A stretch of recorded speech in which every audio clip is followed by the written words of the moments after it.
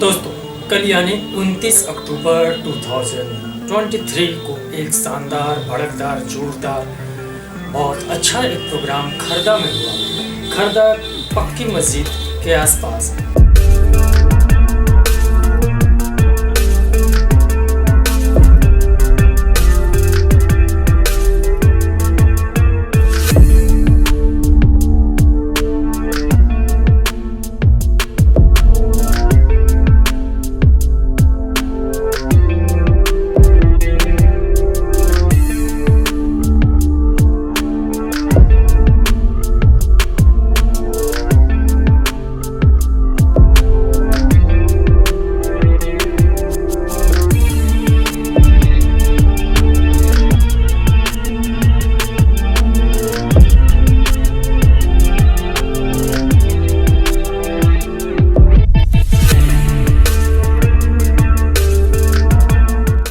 हमने cream of the footage को capture किया है। क्रीम ऑफ द फुटेज का मतलब जो डिबेटिंग राउंड था, टॉप 6 पार्टिसिपेंट जो सिलेक्ट हुए थे उनमें डिबेट हुआ था। डिबेट का मुद्दा ये था, क्या टेक्नोलॉजी अनएम्प्लॉयमेंट के बजाय है या नहीं। उसमें कुछ पक्ष और एक बंदा जो विपक्ष में बात किए थे, तो उसका पूरा का पूरा फुटेज हम ले पाए हैं। जिस टाइम हम पहुंचे थे काफ़ी वक्त हुआ था। एक्चुअली प्रोग्राम सुबह से ही चल रहा था। सुबह से ड्राइंग कंपटीशन हुआ था, स्पेल चैम्प हुआ था, फिर क्विज कॉन्टेस्ट हुआ था।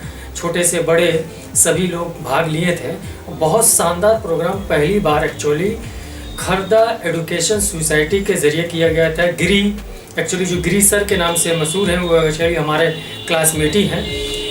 गिरी जी भी थे, रामगिरी थे, फिर रोशन जी भी थे, इरफान भाई भी थे। इसके अलावा भी बहुत सारे जान पहचान फाउंडेशन से के जो सिराज भाई हैं वो भी थे।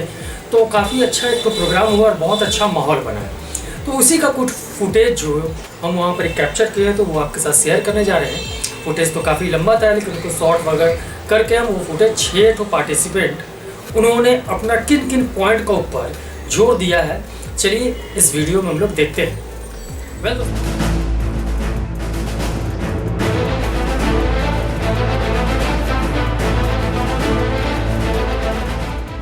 मोहब्बतों से दिलों का कलाम करना है, वफा खुलूस में अपना मकाम करना है। मैं अपनी फिक्र की जोहर अभी दिखाऊंगी, कि मैं अपनी फिक्र की जोहर अभी दिखाऊंगी, मगर उसूल है पहले सलाम करना है। अस्सलामु अलैकुम व रहमतुल्लाहि व बरकातहू। जज साहिबान व ख्वातीनो हाज़रात, जैसा कि आज का हमारा मौजू है कि टेक्नोलॉजी बेरोजगारी की वजह है या नहीं, तो मैं इसकी पुरजोर मुखालिफत करती हूँ। सदर अली वक़ार तारीख गवाह है, जब हिंदुस्तान आज़ाद हुआ था तो उस दौर में सबसे ज़्यादा तरक्की याफ्ता शहर कोलकाता हुआ करता था। और वजह सिर्फ इतनी सी ये साहब कि साइंस और टेक्नोलॉजी में कोलकाता की बेताज बादशाहत थी। साइंस और टेक्नोलॉजी में बादशाहत को देखकर, उनकी महारत को देखकर, उनकी हुक्मरानी को देखकर बैरूनी मुल्क के कई कंपनियां और IIT सेक्टर ने कोलकाता को अपना घर बनाना चाहा। मगर अफसोस, अफसोस, मगरबी बंगाल के उस दौर के वजीर आला ने यह कहकर टेक्नोलॉजी को ठुकरा दिया कि अगर टेक्नोलॉजी यहाँ आएगी तो बेरोजगारी पैदा हो जाएगी। जबकि साहब बेरोजगारी पैदा हो चुकी थी जब उन्होंने टेक्नोलॉजी को ठुकरा दिया। और आज आप देख सकते हैं साहब कि टेक्नोलॉजी को ठुकराने वाले रोजगार कौन है, बेंगलोर है या कोलकाता है। आज कोलकाता से लोग बेंगलोर जाते हैं खुसूसन रोजगार के लिए। तो वो जिसने टेक्नोलॉजी को सीने से लगाया साहब, वो रोजगार के न जाने कितने ही जराए अपने साथ लिए फिरते हैं। और जिनने टेक्नोलॉजी को धुतकार दिया, रिजेक्ट कर दिया, वो बेरोजगारी की शिकन अपने माथे पे लिए फिरते हुए नजर आते हैं। सदर अली वक़ार कारखानों में मौजूद ये मशीनें इस बात की दलील है कि टेक्नोलॉजी ने लोगों को रोजगार से रास्ता किया है। जनाब सर, आज दुनिया में बड़ी बड़ी इमारतें बन रही है और कमाल की बात ये है साहब कि हर इमारत के एक फ्लोर पर कंप्यूटर की सजावट बनी हुई है और हर कंप्यूटर के सामने मौजूद बैठा एक शख्स इस बात की दलील है कि टेक्नोलॉजी ने लोगों को रोजगार से रास्ता किया है साहब। आज एक तालिब इल्म अपनी पढ़ाई के साथ साथ अपनी जरूरतों को पूरा करने के लिए पार्ट टाइम जॉब करता है। ये इस बात की दलील है साहब कि टेक्नोलॉजी ने लोगों को रोजगार से रास्ता किया है। आज एक हाउस वाइफ अपने घर के कामों को अपना माश का जरिया बना लेती है। ये इस बात की दलील है साहब कि टेक्नोलॉजी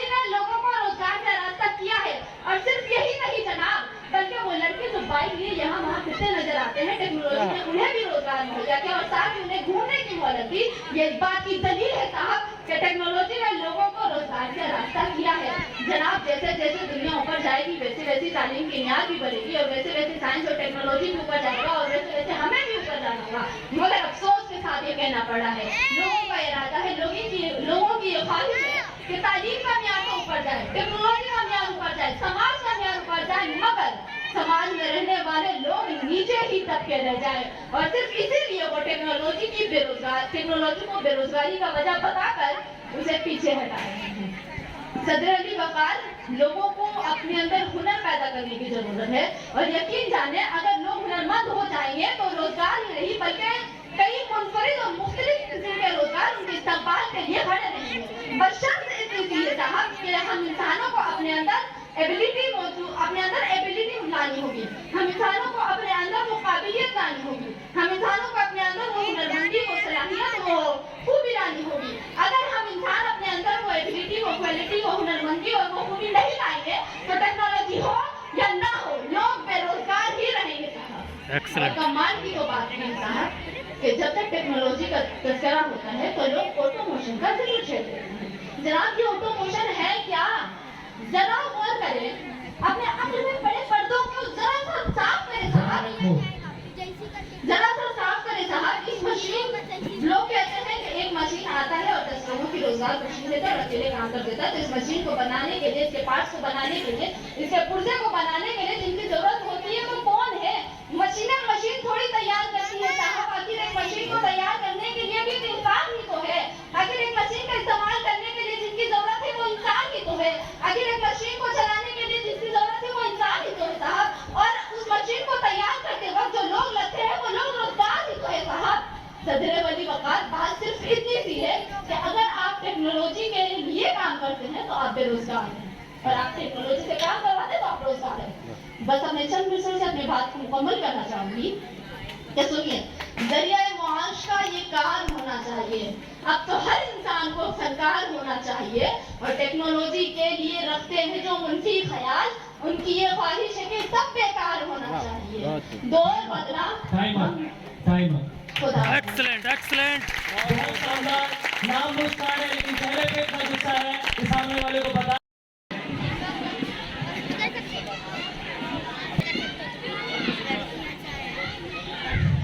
मौजूद गुजरात और शामीन, अस्सलाम वालेकुम। मौजूदा दौर बिलाशुबा टेक्नोलॉजी का दौर है और हर किस व नाकिस जिंदगी के हर मोड़ पर इसका मोहताज नजर आता है। शायद ही कोई शख्स हो जिसकी जिंदगी का कोई ना कोई पहलू टेक्नोलॉजी से मुतासिर ना होता हो। जदीद टेक्नोलॉजी का बढ़ता हुआ इस्तेमाल हमें ये सवाल उठाने पर मजबूर कर देता है कि क्या नई टेक्नोलॉजी नौजवानों की बेरोजगारी का बाइस बनी है? इसका जवाब मेरे पास नफी की सूरत में है। नई टेक्नोलॉजी किसी भी सूरत में नौजवानों की बेरोजगारी का बाइस नहीं बनी है, बल्कि हकीकत इसके बरक्स है। इसको बुरा भला कहने के बजाय हमें अपनी जिंदगी को नई टेक्नोलॉजी के सांचे में ढालना होगा और इसके साथ रहना सीखना होगा। आइए हम देखते हैं कि किस तरह टेक्नोलॉजी की वजह से रोजगार में इजाफा हुआ है। आज फ्लिपकार्ट और अमेज़न की आमद के बाद न जाने कितने ही लोग इनसे जुड़े हैं और कारोबार में भी कई गुना इजाफा हुआ है। और ऐसा नहीं है कि ई-कॉमर्स साइट्स के वजूद में आने से किसी एक भी शख्स की नौकरी गई, बल्कि इनके जरिया बिला वास्ता और बिलवास्ता तौर पर रोजगार की तादाद में कई गुना इजाफा हुआ है और इसके लिए सिर्फ और सिर्फ नई टेक्नोलॉजी की जिम्मेदार है। खास तौर से आईटी सेक्टर के उरूज के बाद रोजगार का एक सैलाब आया है, लेकिन उनके लिए जो एजुकेटेड और कंप्यूटर लिटरेट है, हमारी रियासत मगरबी बंगाल में विप्रो, कॉग्निजेंट, टीसीएस, इंफोसिस जैसे आईटी जाइंट से न जाने कितने ही नौजवान जुड़कर अपना हाल और मुस्तकबिल सवारी में लगे हैं। अगर बगौर जायजा लिया जाए तो टेक्नोलॉजी एक नेमत से कम नहीं, बशर्ते कि हमारे पास इसके मुनासिब इस्तेमाल के लिए सलाहियत और काबिलियत मौजूद हो। अगर हम जदीद टेक्नोलॉजी पर उबूर हासिल नहीं करते तो यकीनन हम तरक्की की दौड़ में पीछे रह जाएंगे और हमारे हिस्से में बेरोजगारी ही आएगी। और अगर इस तरह कोई बेरोजगार है तो इसके लिए वो खुद जिम्मेदार है, ना कि नई टेक्नोलॉजी। आज कौन सी अशिया और खिदमत है जो ऑनलाइन दस्तयाब नहीं? इस तरह रिवायती बाजारों के साथ साथ ऑनलाइन बाजार भी सारिफीन की जरूरतों को पूरा करने में लगे हैं और आज डायपर से लेकर रेफ्रिजरेटर तक ऑनलाइन दस्तयाब है। इस तरह वो हजारों रोजगार फ्राहम करके माइशत में एक मुस्बत किरदार करते नजर आ रहे हैं और इसके लिए सिर्फ और सिर्फ नई टेक्नोलॉजी ही जिम्मेदार है। आज टेक्नोलॉजी की वजह से हमें जो आसानियां फराहम है, इसके बारे में 30-40 साल कबल सोचना भी मुहाल था। आज मशरिक़ी वस्ता में हमारे मुल्क के हजारों नहीं बल्कि लाखों नौजवान जदीद टेक्नोलॉजी की बदौलत मुख्तलिफ रोजगार से मुंसलिक होकर मुल्क के फॉरेन एक्सचेंज में अच्छा खासा इजाफा करने में एक अहम रोल अदा कर रहे हैं। लिहाजा मुझे इस बात के एतराफ में कोई तरद्दुद नहीं कि टेक्नोलॉजी रोजगार में कमी नहीं बल्कि इजाफे का बाइश बनी है, लेकिन इसके लिए हमें खुद को इसके लायक बनाना होगा, ना कि हाथ पे हाथ धरे बैठकर इसकी खामियां गिनाने में अपना वक्त जाया करना। आखिर में इस शेर के साथ मैं अपनी बात को खत्म करती हूँ कि उठो अगर ना हश्र ना होगा फिर कभी, उठो अगर ना हश्र ना होगा फिर कभी, दौड़ो जमाना चाल क़यामत की चलिए। Thank you all. जोरदार तालियां, एक और कमेंट, बहुत ही खूबसूरत, बहुत ही शानदार, बहुत तेज, बहुत। तो आप आज के टॉपिक को बताएंगे और उसके बाद उस टॉपिक के बारे में जो आपको कहना है फ्री है, आप आराम से बोल सकते हैं फ्रीली।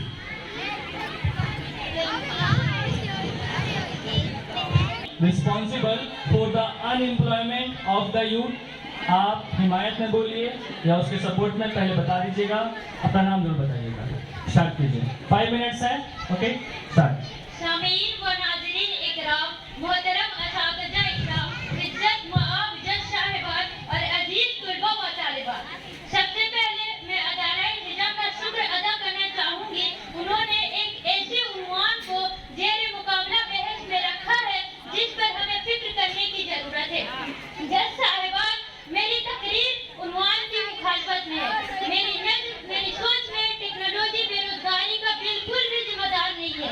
जो लोग अब भी टेक्नोलॉजी को बेरोजगारी का जिम्मेदार ठहराते हैं वो फिर सूदा ख्याल के हामिल है। ये सोच आज से 300 साल पुराना यानी 18वीं सदी का है, जब पूरी दुनिया आलम में सनअती इंकलाब रौनुमा हुआ था। आज हम 21वीं सदी के ग्लोबलाइजेशन के दौर में है और आज ये दुनिया एक ग्लोबल विलेज की तरह है जो कहीं न कहीं टेक्नोलॉजी का ही देन है। हजरात, ये साइंस और टेक्नोलॉजी सिर्फ और सिर्फ इंसान की फलाह के लिए है। आज के दौर में हम चाहकर भी टेक्नोलॉजी के बगैर नहीं रह सकते। जिस तरह सांस लेने के लिए ऑक्सीजन की जरूरत होती है, पानी जिंदगी की लकीर है, इसी तरह इंसानी जरूरतों को पूरा करने की जरूरत टेक्नोलॉजी है। और रही बात नौजवानों की बेरोजगारी की, तो इसके जिम्मेदार सरकार और हुकूमत की नाखुश पॉलिसी और मुनासिब हुकूमत अमली का नतीजा है और कहीं कहीं नौजवानों की कोताही और अनएतमादी है। अगर हम अस्र हाजिर के पहलू से देखें तो टेक्नोलॉजी बेरोजगार को दूर करने और रोजगार को फराहम करने का एक बेहतर जरिया है। आज हमारी नापुख्ता जहन और हर शो एक आम मंजर को देख रही है। आज हर बस्ती, हर गली, हर नगर, हर सड़क में टोटो और रिक्शा के इंतजाम देखने को मिलते हैं, जो टेक्नोलॉजी का ही नतीजा है कि आज हमारे नौजवान भाई कसीर तादाद में जिनमें पढ़े लिखे भी लोग शामिल हैं, वो टोटो और रिक्शा को अपने जराए नाज बना रखे हैं। ये तो बस एक छोटी सी आम मिसाल है। हकीकत तो यही है जनाब कि टेक्नोलॉजी की बदौलत आज हम इस नीले सैयारे में मुस्तहकी मुकाम हासिल कर चुके हैं और जिंदगी के हर शोबे में शामिल कर चुके हैं। इंसानों की तमाम ख्वाहिश सरगर्मियां इसी टेक्नोलॉजी की दम पर ही रवा है। अगर आज के इस एडवांस एज में हम टेक्नोलॉजी से ना जुड़े तो हम बहुत पीछे रह जाएंगे और हमारे पास सिर्फ रोना ही रह जाएगा। हजरात, हकीकत तो यही है। क्या हम नहीं जानते कि तरक्की की बुलंदियों को छूने वाली अक़वाम ने टेक्नोलॉजी को ही अपना जीना बनाया है। जिन अक़वाम ने इसे जरूरत और मुलाज़मत समझा वो सवर गई, जिन्होंने इसे वक्त का जरूरत समझा वो अपने लोगों को बेरोजगार से बचा दिए, जिन्होंने इसे हथियार समझा वो जीत गई और जिन्होंने इसे वक्त की जरूरत बनाया वो कभी जरूरतमंद न हुई। हकीकत तो यही है जनाब कि टेक्नोलॉजी का असल मकसद का एक मुस्बत पहलू बेरोजगारी को दूर करना और रोजगार को फराहम करना। मैं इस शेर के साथ अपनी तकरीर का खात्मा करना चाहूंगी। इस दौर तरक्की में हम भी कदम रखते हैं, आज के जाहिर भी टेक्नोलॉजी का फन रखते हैं। जरूरत है बेरोजगारी को मिटाने की, हमारे नौजवान भी इस बात का इल्म रखते हैं। शुक्रिया। बहुत अच्छा बोलिए हैं आप जा सकते हैं नीचे। सबसे पहले यहाँ मौजूद सारे कैंडिडेट्स, जज, सबको मेरा सलाम। आज का जलसा की मौजू है क्या आज की जिम्मेदारी टेक्नोलॉजी है। जी, बल्कि मेरा जवाब ये है कि आज की बेरोजगारी की जिम्मेदारी टेक्नोलॉजी नहीं है, बल्कि कोई और है। ये मैं आपको आखिरत में बताऊंगी, लेकिन अभी मैं आपको कुछ ऐसी मिसालें बताने वाली हूँ जिससे आपको ये पता चल जाएगा कि टेक्नोलॉजी की सबसे बड़ी जरिया रोजगारी की सबसे बड़ी जरिया टेक्नोलॉजी है, ना कि बेरोजगारी की सबसे बढ़िया टेक्नोलॉजी है। मैं आपको बताती हूँ, जैसा कि कई लोग कहते हैं कि टेक्नोलॉजी के जरिए एक मशीन के आने से कारखाने से 2 लोग हट जाते हैं। उस आप ही ने जैसा कि कहा कि वो मशीन हवा में से उड़कर नहीं आता, उस मशीन को बनाने के लिए, चलाने के लिए, सर्विस करने के लिए फैक्ट्री से डीलर से शॉपर से दुकान और दुकान से हमारे पास लाने के लिए इंसान यानी मजदूर लगते हैं। अगर उस कारखाने से एक रोजगार निकलता है तो उसका पैदा होने वाला एक बेटा जो पढ़कर टेक्नोलॉजी की मदद लेकर आगे बढ़कर उस मशीन को बनाता है। क्या इससे पता चलता है कौन कहता है कि बेरोजगारी की सबसे बड़ी वजह टेक्नोलॉजी है? मैं आपको बताती हूँ, बेरोजगारी की सबसे बड़ी वजह टेक्नोलॉजी नहीं बल्कि गवर्नमेंट और आज के पीछे जो नौजवान है डिग्रियों के पीछे भाग रहे हैं, ये है बेरोजगारी की वजह। खैर ये तो हमारा मुद्दा नहीं है, हम आते हैं अपने मुद्दे पर।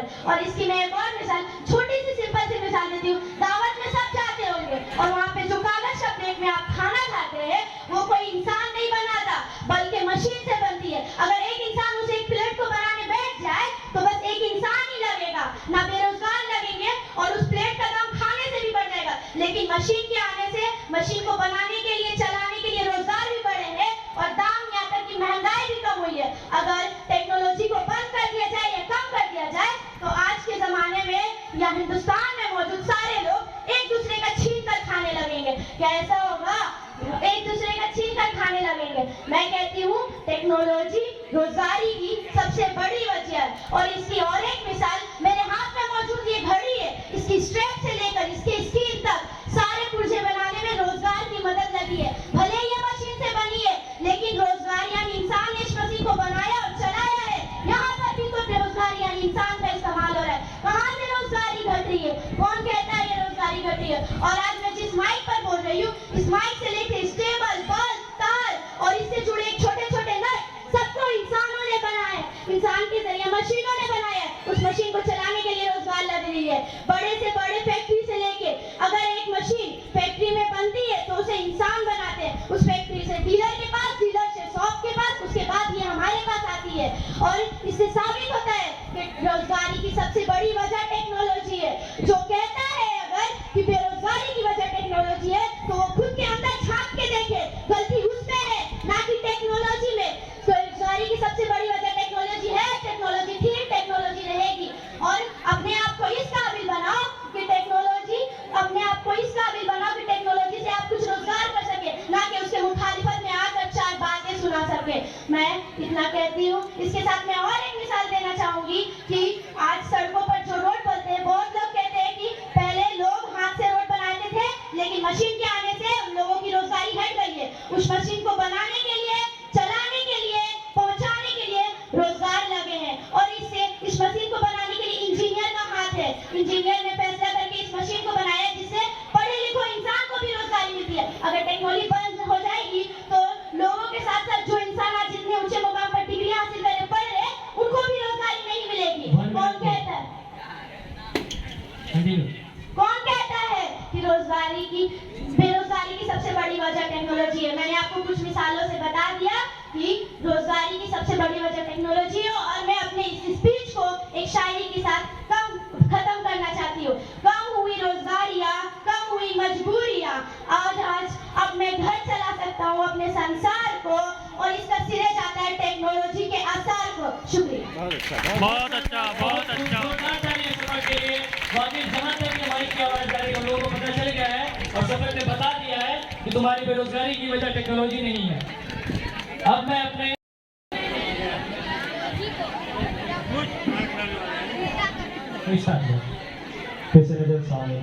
स्टेज पर बैठे अस्सलाम वालेकुम वरहमतुल्लाहि वबरकातुहू। खामोशी। जैसा कि आज का मौजूद बहस है कि क्या टेक्नोलॉजी के आने से यूथ एम्प्लॉयमेंट में कमी हुआ है या ज़्यादती हुआ है। कई लोगों ने साफ लफ्जों में चिल्लाते हुए धीमे लहजे में शेर शायरी के फन में ये बयान करने की कोशिश की कि वाकई टेक्नोलॉजी के आने से एम्प्लॉयमेंट बढ़ा है। मगर मैं ये दो मिसरे उन लोगों के हवाले करना चाहूँगा और यहीं से मेरे डिबेट का ये साफ मौजू क्लियर हो जाएगा कि वो अंधेरा ही भला था कि कदम थे राह पर, वो अंधेरा ही भला था कि कदम थे राह पर, रोशनी लाई है मंजिल से बहुत दूर हमें। ये रोशनी आज के मौजूद बहस का वो उन्वान और इसका नाम है टेक्नोलॉजी। मेरा साफ लबो लहजा में ये कहना है कि टेक्नोलॉजी के आने की वजह से हाँ यूथ एम्प्लॉयमेंट में इजाफा हुआ है, इतना ज़्यादा बेरोजगारी बढ़ा है, अनएम्प्लॉयमेंट इस कदर बढ़ी है कि उसका कोई हिसाब नहीं। अब मैं कई ऐसे मिसालें आपके सामने वासेगुजार करने की कोशिश करूंगा जिससे आप साफ ये बयान समझ जाएंगे कि मैं क्यों अपने इस मौजू को आज चुना। सबसे पहले मैं बात डाटा के हिसाब से करूं। आप लोग जानते होंगे कई ऐसे इकोनॉमिक रिफॉर्म के डाटे हैं जिससे ये साफ जाहिर होता है कि अनएम्प्लॉयमेंट इस कदर टेक्नोलॉजी के आने के बाद बढ़ी है जितना पिछली की दहाइयों में देखने को नहीं मिली। मेरा ये साफ कहना है कि ब्लूमबर्ग का आप रिपोर्ट अगर जाके पढ़े, मेरी बहनें जो यहाँ कह रही थी कि अगर कोई जानना चाहे कि टेक्नोलॉजी की वजह से रोजगार बढ़ा है तो वो पहले खुद को देखे। आप पहले जाकर इल्म हासिल करें, मुताला करें, डाटा पढ़े तो आपको मालूम चलेगा कि ग्लोबल इकोनॉमिक रिफॉर्म और ब्लूमबर्ग की रिपोर्ट के मुताबिक ये बताया जा रहा कि पूरी दुनिया में कई ऐसे साइंटिफिक इदारे और कई ऐसी जगह है जहाँ की आबादी लाखों करोड़ों में है, वहाँ की आबादी का मिसाल मेरा यूएसए है, उसकी आबादी का 2025 में 75% हिस्सा ऐसा होगा जहाँ पे सारी आबादी से जॉब छीन जाएगी और सारा का सारा 75% जो काम होगा मशीनें और टेक्नोलॉजी उस तमाम को छीन लेंगी। अब आप मुझे ये बताइए, ये इतनी बड़ी संस्था, इतनी बड़ी ऑर्गेनाइजेशन जब ये बात कह रही है तो वो कुछ सोच समझकर ये बात बयान कर रही है। इससे भी मिसालें मैं पेश करना चलूं, कुछ बहनें यहाँ पर आने के बाद कह रही थी कि ये मशीनें, ये टेक्नोलॉजी आने के बाद वो कागज के प्लेटें बनने लगी, उस मशीन के आने के बाद ये प्लेट बनने लगी। मगर मैं उनसे ये पूछना चाहता हूँ कि क्या वो टेक्नोलॉजी के आने के बाद अपने इल्म को इजाफा कर पाए, बेरोजगारी को कम कर पाए या बेरोजगारी को बढ़ा पाए? बहुत से लोगों ने कहा कि बहुत सारी मशीनें आने के बाद, टेक्नोलॉजी आने के बाद बाइक पर ये ओला, ये उबेर चलने लगे। मगर आप भूल रहे हैं यही कलकत्ता की सरजमीन है, यही रविंद्रनाथ टैगोर की सरजमीन है, यही सुभाष चंद्र बोस की सरजमीन है जहाँ येलो टैक्सी वालों का जॉब हिंदुस्तान में इस कदर था कि तमाम लोग कलकत्ता की सरजमीन पर येलो टैक्सी चलाने के लिए काम को अपना हासिल कर रहे थे। मगर ओला उबेर के आने के बाद, अब इन तमाम कार के ड्राइवरों के आने के बाद कहाँ गया उनका जॉब? उन तमाम लोगों का जॉब टेक्नोलॉजी के आने के बाद खत्म होते चला है। आप बात करिए कि टेक्नोलॉजी के आने के बाद अनएम्प्लॉयमेंट कम हुआ है। मेरा आपसे सवाल है, हम जिस बस्ती में रहते हैं, हुगली नदी के जिस किनारे रहते हैं, उस हुगली नदी के किनारे जरा मुहासबा तो करें, वहाँ भी कई ऐसी बस्तियां हैं और कई ऐसे इलाके हैं जो जूट मिल से अपने रोजगार को हासिल करते हैं। मगर जूट मिल का हाल क्या जाने आप, कई ऐसे इलाके हैं, मेरे कुछ भाई रिसर्च से आए हुए होंगे, वहां पर एक ऑकलैंड का बनाया हुआ लॉर्ड ऑकलैंड के नाम पर जूट मिल है। अब मुझे इतना बात बता दे, पहले जो लॉर्ड ऑकलैंड ने मशीनें लाई थी वो मशीनें कैसी थी? इंडस्ट्रियल रिवोल्यूशन से पहले जो जॉब हासिल लोग किए थे वो जॉब कैसा था? मैं खुद एक तारीख का तालिब इल्म हूँ, मैं साफ लफ्जों में आपको बयान करता चलूं कि जब इंडस्ट्रियल रिवोल्यूशन आया और इंडस्ट्रियल रिवोल्यूशन के आने के बाद कई ऐसे लोग थे मिडिल क्लास वाले जो अपने रोजगार को हासिल करने के बजाय अपने रोजगार को गंवाते चले गए। क्यों? इसका साफ मतलब यह था कि हमारे पास टेक्नोलॉजी की कमी थी। वो मशीनें चलाने के लिए उतना अंग्रेजी का घिसा पिटा वर्ड हम लोगों ने नहीं सीखा। वो मशीनों को चलाने के लिए वो टेक्नोलॉजी जो हमारे पास नहीं है वो हम कहां से हासिल करते? हिंदुस्तान की सरजमीन में एक साफ लबो लहजा में मैं बात करना चाहूंगा कि वो तमाम चीजें जो हर एक को मुतासिर करती है, वो तमाम चीजें जो हर एक को मुतासिर करती है, उन तमाम लोगों के लिए उस पर सोचना चाहिए। अगर आप टेक्नोलॉजी ला रहे हैं तो टेक्नोलॉजी का इल्म हमारे पास कितने लोगों के पास? ये देखें, आज कई ऐसे सेक्टर्स हैं जहां पे टेक्नोलॉजी के आने के बाद वो तमाम जॉब चले गए। टेक्नोलॉजी में सबसे खतरनाक चीज है साइबर सिक्योरिटी का। टेक्नोलॉजी में जो सबसे खतरनाक चीज है वो डाटा ब्रीच का। अब हो ये रहा कि इन तमाम लोगों के डाटा चले जा रहे हैं। एक मेहनत मजदूरी करने वाला इंसान जब मेहनत मजदूरी के बाद पैसा जमा कर रहा है, वही टेक्नोलॉजी है। जवान मूवी आप सबने देखा होगा, चंद मिनटों में आपके अकाउंट से वो खाता से सारा पैसा निकाल दिया जा रहा, उसकी जिंदगी भर की कमाई खत्म हो जा रही है। मैं 4 मिसरों से अपनी इस बात को खत्म करना चाहूंगा कि मैं तो मक्तल में भी किस्मत का सिकंदर निकला, मैं तो मक्तल में भी किस्मत का सिकंदर निकला, मैं तो मक्तल में भी किस्मत का सिकंदर निकला। कुर्रे फाल मेरे नाम का अक्सर निकला और शहर वालों की मोहब्बत का मैं कायल हूँ, मगर मैंने जिस हाथ को चुमा वही खंजर निकला। शानदार, बहुत पहला हक मिला जो हिमायत ने बोला टॉपिक के, बहुत अच्छा बोला भाई। जय हजरात, सामान्य गुजरात, अस्सलाम वालेकुम, नमस्ते, सत श्री अकाल, आदाब। आज का उन्वान है कि क्या टेक्नोलॉजी की वजह से अनएम्प्लॉयमेंट बढ़ रही है? मैं समझता हूं कि जी नहीं, बिल्कुल नहीं। बल्कि इस 21st सेंचुरी में टेक्नोलॉजी की वजह से और भी क्रिएटिव जॉब तैयार हो रहे हैं, ना कि घट रहे हैं। मैं कुछ बोलूं, वक्त की कमी है। अभी अख्तर साहब वर्ल्ड इकोनॉमिक फोरम रिपोर्ट की बात कर रहे थे। हमारे जज हजरात को पता होगा और हमारे सीनियर चीफ गेस्ट को जो इंग्लिश न्यूज़पेपर को देखते हैं, वर्ल्ड इकोनॉमिक फोरम को उन्होंने मुकम्मल नहीं पढ़ा और कहते हैं नीम हकीम खतरे जान, आधी जानकारी और जानलेवा होती है। वर्ल्ड इकोनॉमिक फोरम ने साफ तौर पर यह कह दिया और डेटा भी इन्होंने गलत बताया। यूएस की बात की उसने 47% कहा कि सिर्फ व्हाइट कॉलर को रिप्लेसमेंट किया जाएगा, यानी उनको उनकी एबिलिटी के हिसाब से हटाकर उन्हें दूसरी जगह लगाई जाएगी। और वाइल जो वर्ड है, जबकि बाकी सभी एम्प्लॉयमेंट बिल्कुल सेफ रहेंगे और किसी को कोई खतरा नहीं है। रिपोर्ट मेरे पास है, आप मुझसे कांटेक्ट कर सकते हैं। आपने उसको सही नहीं पढ़ा। साथ ही दूसरा इंग्लिश बेस्ड रिपोर्ट है जिसका नाम डेलॉइट कंसल्टेंसी एनालिसिस रिपोर्ट है, जिसमें बताया गया कि पिछले 140 सालों में, सारी रिपोर्ट मेरे मोबाइल में, आप मुझसे कांटेक्ट कर सकते हैं, पिछले 140 सालों में एक भी अनएम्प्लॉयमेंट जो है टेक्नोलॉजी की वजह से नहीं हुआ, बल्कि रिप्लेसमेंट करके उसे मोर क्रिएटिव किया गया, उसे और भी अलग अलग जगहों पर रखा गया। शायद हम फैक्ट पर बात करें, अगर हम प्रैक्टिकल लाइफ को देखते हुए बात करें तो हमारा नजरिया बदल जाएगा। यह टेक्नोलॉजी का एडवांसमेंट भी है कि इस पॉपुलेशन में आज जो गवर्नमेंट जॉब इतनी छोटी रह गई है, आज पूरी दुनिया प्राइवेटाइजेशन की तरफ बढ़ रहा है। आज 10th 12th का बच्चा मेरे सामने कह रहा है कि मैं अब मार्केट एफिलिएशन करूंगा, मैं अब कंटेंट क्रिएटर बनूंगा, मैं अब बिजनेस फॉरवर्ड में शामिल होऊंगा, मैं अब ऑटोमेशन मैन्युफैक्चरिंग इंडस्ट्रीज में शामिल होऊंगा।